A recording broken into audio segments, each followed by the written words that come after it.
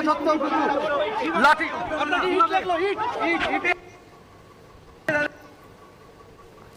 সুপ্রিয় আমাদেরকে ছবি দেখাচ্ছিলেন এই মুহূর্তে সাঁতরাগাছিতে আবারও জমায়েত এবং সেখানে আবারও পুলিশের সঙ্গে একটা ধস্তাধস্তির পরিস্থিতি তৈরি হওয়ার মতো অবস্থা। নজর থাকবে আমাদের সেদিকে। মহাত্মা গান্ধী রোড, সেখানে রয়েছেন আমার সহকর্মী লিমা। লিমা, তুমি যেখানে রয়েছো সেখানকার কি ছবি?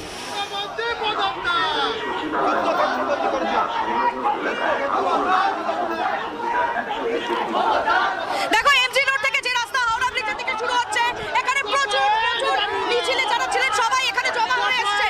হাওড়া ব্রিজের দিকে যে মিছিল উঠেছিল ছত্রভঙ্গ হয়ে গেছে, তাদেরকে সবাইকে ছত্রভঙ্গ করে নামিয়ে দেওয়া হয়েছে। কি বলছেন মমতা ব্যানার্জির নির্মমভাবে মানুষের উপর অত্যাচার শুরু করেছে। মা মেয়ে বোন আছে, তাদের যদি এরকম হয় তারা কি করবে? তাই বলছি, মহিলা সাংবাদিককে আজকে টিয়ার গ্যাস মেরেছে, দেখে আসুন করছে শান্তিপূর্ণ। আমরা আবার যাব, আমরা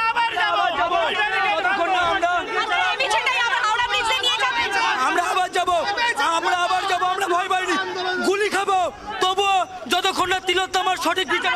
সাময়িকভাবে আপনারা এখানে এসেছেন, আবার যাবেন চলবে আন্দোলন। একটা বিষয় পরিষ্কার হয়ে গেছে, মিছিল কিন্তু থামেনি।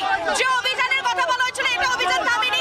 তারা এখানে সাময়িক কিছুটা সময়ের জন্য রয়েছেন, তারা গুলি খেতে প্রস্তুত হচ্ছেন, তারা আবার যাবেন। আমি ছবিটা দেখাই, দেখো এখানে যে সমস্ত গার্ডরেল রয়েছে তারা ভেঙে চুরে সরিয়ে দিয়েছে সমস্ত গার্ডরেল। আর হাওড়া ব্রিজের দিকে রাস্তাটায় আমি আসবো, এই মুহূর্তে যে রাস্তাটার ছবি দেখাবো পুরোটা ফাঁকা, পুরো রাস্তা ফাঁকা করে দেওয়া হয়েছে। পুলিশ কাঁদানে গেছে শেল এবং এই মুহূর্তে জলকামান দিয়ে পুরো রাস্তা ফাঁকা করে দিয়েছে। কোনো একটা মানুষ কিন্তু এই মুহূর্তে হাওড়া ব্রিজের দিকে নেই, কিন্তু এমজি রোডের দিকে ঠিক করছে রোড, ঠিক করছে লোক, যারা আবার এগিয়ে আসছে। সবারকে বাবা ছবিটা দেখাতে আবার এগিয়ে আসছেন তারা, আজ গুলি খেতে তারা প্রস্তুত। এই ঠিক এই স্লোগান দিয়ে তারা এগিয়ে আসছেন, আবার এগিয়ে আসছে মিছিল, আবার হাওড়া ব্রিজের দিকে এগোচ্ছে মিছিল। আমরা দেখতে পাচ্ছি মহাত্মা গান্ধী রোডে আবারও তাদের দাবি নিয়ে তারা নবান্ন অভিযান করবেন, আবারও এগিয়ে চলেছেন।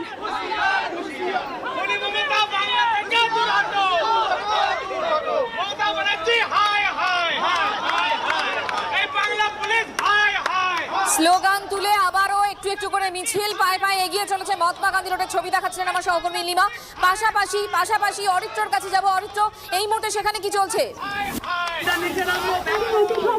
এই জায়গা খালি করে দেওয়ার নির্দেশ দেওয়া হচ্ছে।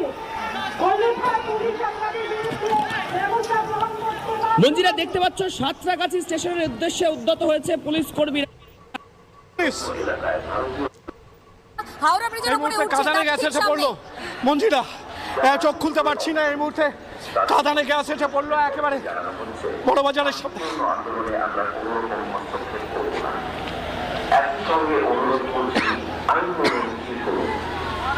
রাজ্য সরকারের সচিবালয় নবান্ন এবং তার সংলগ্ন এলাকায় ভারতীয় নাগরিক সুরক্ষা সংস্থার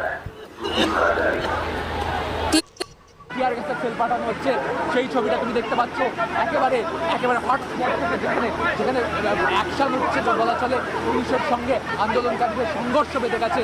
পুলিশের তরফ থেকে বারবার জল কামান দিয়ে এই আন্দোলনকারীদের সরিয়ে ফেলার চেষ্টা করা হচ্ছে, কিন্তু পাল্টা এবার কিন্তু ইট ছোড়া শুরু। আন্দোলনকারীরা এবার ইট ছুড়তে শুরু করেছেন এবং পাল্টা পুলিশও কিন্তু আরো বেশি পরিমাণে জল কামান প্রয়োগ করছে এই ইটকে প্রতিহত করার জন্য। টিয়ার গ্যাসের সেল যখন একটার পর একটা ফাটছে, একটার পর একটা জল কামান চলছে, তখন আন্দোলনকারীরাও কিন্তু পাল্টা ইট ছুটছেন, জলের বোতল ছুটছেন এবং পুলিশের তরফ থেকে জল কামানের বেগ বাড়ানো হচ্ছে যাতে এই জনতাকে, এই জমায়েতকে লণ্ডভণ্ড করা যায়। এই মুহূর্তে আবারও কিন্তু আন্দোলনকারীদের তরফ থেকে জলের বোতল, ইট এগুলো পুলিশের দিকে ধেয়ে আসছে। পাল্টা পুলিশ জল কামানের তীব্রতা বাড়াচ্ছে, বারংবার টিয়ার গ্যাস ফাটাচ্ছে।